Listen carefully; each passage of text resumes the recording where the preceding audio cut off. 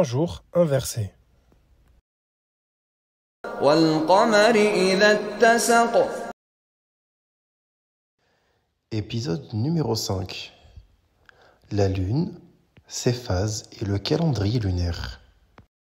Et par la Lune, quand elle devient pleine Lune. Allah jure par la Lune quand elle apparaît dans sa totalité, bien ronde et bien lumineuse. Pour nous musulmans, la position de cet astre est très importante, surtout à certains moments précis de l'année. Sais-tu lesquels ? Observons la Lune pour les découvrir. Observons la Lune à la fin du mois de Sha'ban, le 29e jour. Cela permet de déterminer le début du mois de Ramadan. Les observateurs attendent de voir la nouvelle Lune et dès qu'elle apparaît, ils donnent le départ pour entamer le mois du jeûne. Après 29 jours de jeûne, dans la soirée, le ciel est à nouveau scruté. Si la Lune est visible, cela annonce que le lendemain sera El-Eid al-Fitr. Il est rapporté dans la sunna de notre bien-aimé prophète sallallahu alayhi wa sallam une invocation à prononcer pour celui qui aperçoit le Hilal, nouveau croissant de lune. Allah est plus grand. Ô Seigneur, apporte-nous avec cette nouvelle lune la sécurité et la foi, le salut et l'islam, ainsi que la réussite dans tout ce que tu aimes et que tu agrées. Notre Seigneur est ton Seigneur et Allah.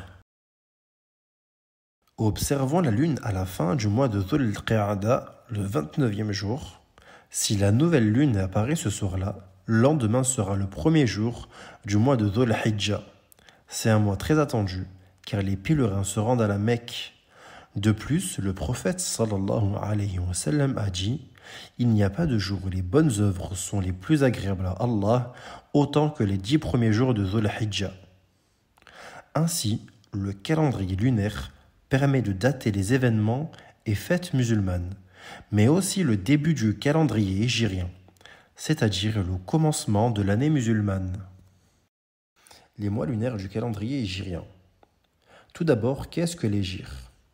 Hégire vient de hijra, qui signifie émigration. Il s'agit de l'émigration de notre noble prophète Mohammed sallallahu alayhi wa sallam de la Mecque vers Médine, ordonnée par Allah. Le prophète sallallahu alayhi wa sallam fut accompagné de son fidèle compagnon Abu Bakr as-Siddiq, qu'Allah l'agrée.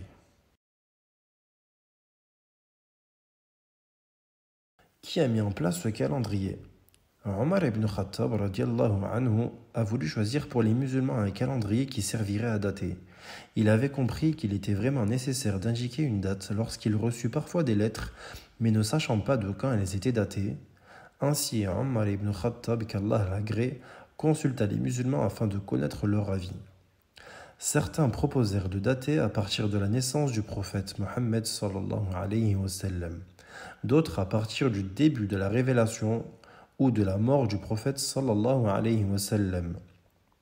Mais Omar ibn Khattab a choisi la proposition de l'émigration, c'est-à-dire le jour où le messager d'Allah sallallahu alayhi wa sallam a émigré, car c'est un événement qui a distingué la vérité du faux. À partir de quel mois commence l'année musulmane ? L'année hégirienne commence par le mois de Muharram. Pourquoi ? Bien que l'émigration du prophète se soit déroulée au mois de Rabi' al-Awwal, la décision d'émigrer avait été prise au mois de Muharram. Le mois de Muharram est en général le moment où, après avoir accompli le pèlerinage à la Mecque, les habitants de l'Arabie venaient d'arriver chez eux. Qu'est-ce qu'un mois lunaire ? Les mois des calendriers lunaires sont basés sur les phases de la Lune. Le début du mois est compté à partir de la première apparition du nouveau croissant dans le ciel. Le mois se poursuit jusqu'à l'apparition suivante du nouveau croissant, en général 29 ou 30 jours. 12 mois lunaires font un total d'environ 354 jours et il en manque 10 à 11 par rapport à l'année solaire. As-tu remarqué que la Lune change de forme ? En forme de croissant argenté, la Lune enfle nuit après nuit jusqu'à devenir ronde, puis diminue jusqu'à disparaître. Elle effectue le tour complet de la Terre en environ 29 jours. On appelle cela la lunaison. Au cours de ce cycle de 29 jours, la Lune, qui est le satellite naturel de la Terre, passe par 8 phases différentes en fonction de sa position, car elle est illuminée de loin par le Soleil tout comme la Terre. À la fin de ce cycle de lunaison, c'est un nouveau mois du calendrier musulman qui commence. Si en plaçant ton doigt devant la Lune tu peux faire un P, la Lune est en progression et c'est alors le premier croissant. Si en plaçant ton doigt devant la Lune tu peux faire un D, la Lune est en déclin et c'est alors le dernier croissant.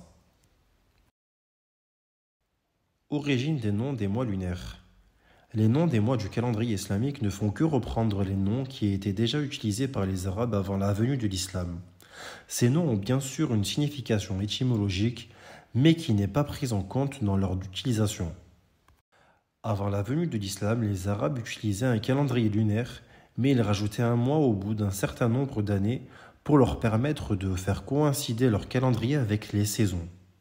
Sauf que Allah a interdit cette pratique, leur rappelant qu'une année compte 12 mois et non 13.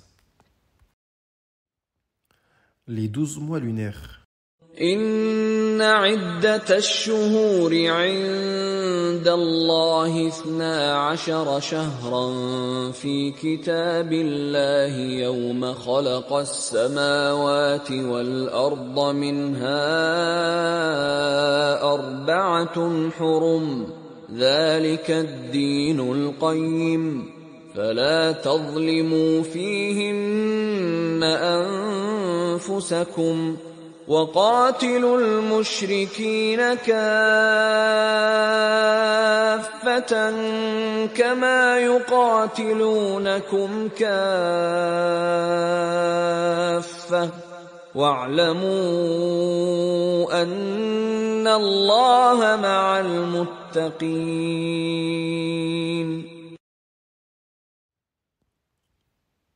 محرم، سفر، ربيع الأول، ربيع الثاني، جماد الأولى، جماد الثانية، رجب، شعبان، رمضان، شوال، ذو القعدة، ذو الحجة. Ramadan est le seul nom de mois qui figure dans le Coran.